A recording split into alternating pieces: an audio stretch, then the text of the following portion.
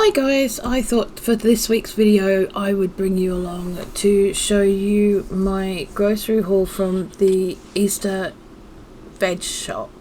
So just before Easter and Christmas here in the UK, the supermarkets dropped the price of the veg from what it normally is, which is anywhere between £1 to £2 a bag or item, to around 15p per item for selected vegetables. And this year after seeing what happened at Christmas, with people taking advantage of these offers to the detriment of other people actually eating, we wanted to be really careful about what we bought, when we bought it, and how we did it, and this is exactly what we did. Now, we're not rich by any means, but we can afford to comfortably go and do our food shopping whenever we really feel like it.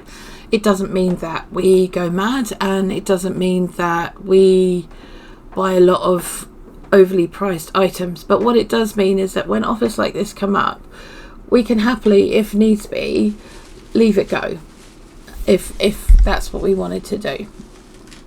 But it also means that we can leave going shopping if we are going to take advantage of these offers, that we can leave it until the very last minute, which is what we did. And we went late on Saturday afternoon, and we wanted to make sure that we didn't get any more than 5 bags of each thing from each supermarket we went to. Yes, I said each supermarket we went to. Now, we don't have a Tesco's club card, so we didn't go to Tesco's, and we don't have a Nectar card, so we didn't go to Sainsbury's. But what we did do is we went to Aldi, Lidl and Asda, which are 3 major supermarkets over here in this country, and we wanted to spread the love through all 3. Now, there was a major reason for this, the reason being that all 3 supermarkets are in completely different areas of our town that we live in. And we wanted to make sure that we didn't put any added pressure on any of the people that lived in those areas, because only one of those supermarkets is down the road from where we live particularly. Now, we also put a limit on how much we were going to purchase of any one item, and we said that we would only get 5 bags of each item. And the proviso of buying any more or double ups from a different supermarket was that there had to be a very large amount of them, as in pallets and pallets of them available, and they had to be a better quality than the ones we'd already purchased. So as you can see here, I'm actually unpacking 10 bags of carrots, because there were, from the first place we went to, they had a lot smaller carrots, and the next place we went to had a lot bigger carrots. So we purchased 5 of each. There was also an absolute mountain of them when we went into Lidl, masses, and I mean this pile was bigger than me, lots of me. Now, although we do use some of this fresh, and we do that. The day after this shop on the Sunday, we had a massive roast dinner, and that's literally feeding us for the rest of the week in one way or another. Most of this will end up being stored. Okay, so as you can see here, I've bought potatoes. That was the next thing. Tanny and I don't actually go through a lot of potatoes, so we don't tend to buy a lot of them. But what I was going to do with these was I was going to test out the whole freezing of potatoes thing, because I want to see if I can freeze our own chips, because Tanny's going through a bit of a phase where he's quite happy to have a chip butty on the weekend and stuff like that, and for a quick meal it's not a problem. However, like anything, they're all quite expensive, and they've got all these coatings on them that they really shouldn't need to have, and I'd rather not have those. Now, we did buy 2 extra bags of potatoes from another supermarket, from the original one we bought these from, and from the next supermarket that had potatoes, because actually most of the supermarkets had different vegetables for the most part, which is why this looks like so much. But the reason we got the other 2 bags is that the potatoes in them were a little bit bigger than the other ones, which meant we had massive ones for jacket potatoes, which are a meal all on their own, let's be honest. So yeah, most of the potatoes will end up being used fresh. See that huge one that just fell out? Yeah, look at the size on that thing. So yeah, that's why we bought the other 2 bags from the other supermarket, because they were huge. But I want to test out a couple of other preserving methods, and I didn't want to do that with full cost potatoes. Normally I would get them from Leeds or somewhere like that if I was going to do something like that, but you know, we're going to test out a few different methods. So yeah, we got 5 nets of the 3 onions, and that's kind of cool too. I was having a chat to Tanny about whether he wants me to put any sliced up in the freezer. I don't think we're going to do that. I don't think it's really worthwhile for us, because I mean, for me personally, I think it is for him, because it means that if I can't cook and he needs to cook and he wants to cook off some onions, he doesn't have to go through the hardship for him of cutting them up, because Tanny has a real major reaction to cutting up onions and garlic and all that kind of thing, as you guys, anyone who's watched us for any kind of time will know. But I will be using some of these to at least do some sandwich pickled onions. We also picked up some shallots. I don't normally use a lot of shallots, but I thought, you know what, actually, let's give it a crack, see what we can do with them. Okay, why not? Let's see what we can do. I mean, you know, yum, shallots. Who doesn't like shallots? Maybe confit. Ooh, confit shallots. Or pickled in balsamic. Yeah. Anyway, we'll see. Over the next couple of weeks I'll show you what I'm doing with them all. The one thing I will say though is the amount of plastic bags of this stuff. Seriously. And you know, we go to a lot of effort in making sure we have our own shopping bags, that we take our own shopping bags and stuff like that. And yet all of these offers, all of the veg pretty much, except for the loose veg like the cabbages and the Swedes, all came in plastic bags or plastic content of some description. And it was like, hang on a second,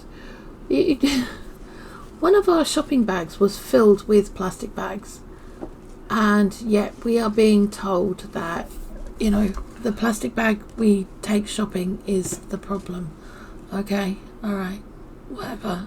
Okay, so as you can see, there were 2 absolutely humongous Swedes there, or if you're watching the States, Rudebaker. They were 2 that we found in Lidl, and we thought, you know what, actually they've got to come home. Look at the size of my grandson's head. You know, the other ones are quite small, and that's okay. We don't have a problem with that. You know, they're all usable at the end of the day. What we probably will end up doing with them is freezing them diced, ready for cooking up with carrot for mash on the weekends and stuff like that. So that moves us on to the beans. Now there were 2 different types of beans and 2 different types of supermarkets. Okay, so we got 5 bags of each. I don't mind these flat runner beans. I really quite like them. Tanny likes the roundy French beans, which you'll see in a minute. And in the following videos, I think the first video of us preserving will be the beans. Now, as you can see, I'm putting all these out into the tote. Our house isn't particularly warm.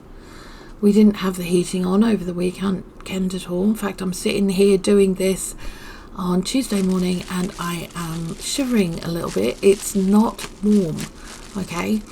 But Sunday morning we woke up and we probably had these in the house for less than 12 hours at that point. Yeah, less than 12 hours. And they'd already started to go brown and turn, and the same with the broccoli that you'll see me unpack in a minute. So although Tanny and I had planned to have Sunday as a quiet rest day, and all we were going to do was slowly cook dinner, you know, because we had a lamb roast. We were just going to slowly do that, do the dishes as we go, la la la, and that was it. I ended up spending my Sunday, as well as doing those things, prepping up all this stuff to go into boxes, to go in the freezer, well, to go in the fridge, so that I could prep them for the freezer the very next day. So yeah, because otherwise they wouldn't have lasted. They would not have lasted. There was no way that they were going to last. Now, many of us have started seeing the quality of our veg go down very, very much. And a lot of the veg we bought, much of the veg we bought came from overseas. So, because what people don't realise is that we actually only produce 17% of the food we eat in this country. And that number has actually dropped since Brexit. You would have thought that it would have gone up, but it hasn't.